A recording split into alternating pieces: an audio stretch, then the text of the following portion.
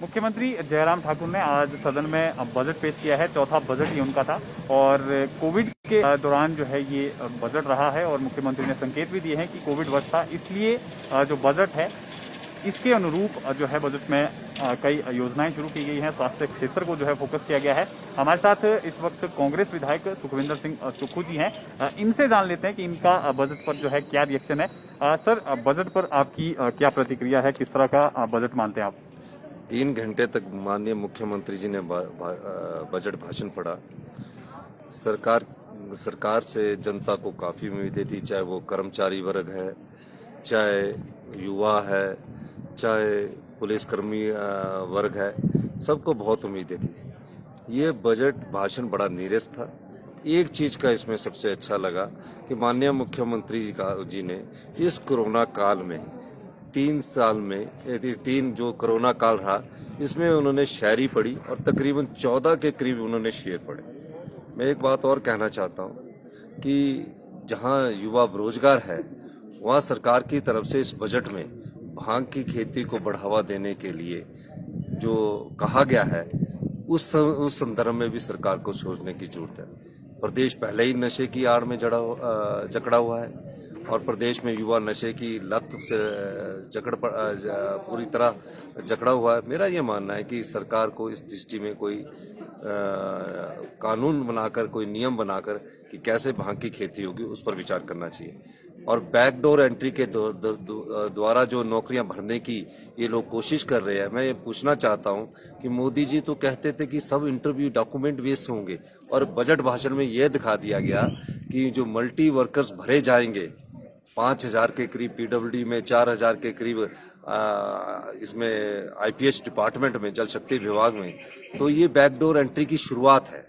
और ये देखने वाली बात होगी कि अब कितने नेताओं के रिश्तेदार लगते हैं, कितने नेताओं के विधायकों के कार्यकर्ता लगते हैं। इस दृष्टि से इस बजट को पेश किया गया है।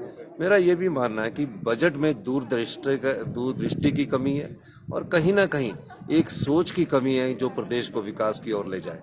ये बजट सड़कों में भी नियमित तौर पर धन रहता है, लेकिन जनता को उम्मीद थी, आम जनता को उम्मीद थी, समाज के हर वर्ग को उम्मीद थी।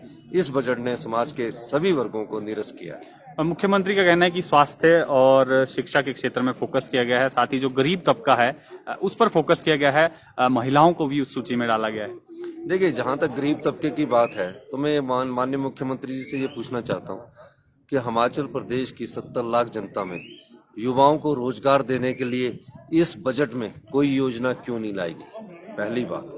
दूसरी बात, जो स्वास्थ्य सेवाएं हैं उसमें अभी हम 20 साल पुरानी सिटी स्कैन को चेंज करने के लिए और पैट स्कैन जो कैंसर के बारे में बताती है, सिर्फ एक हॉस्पिटल में पैट स्कैन लगाने की बात की गई है।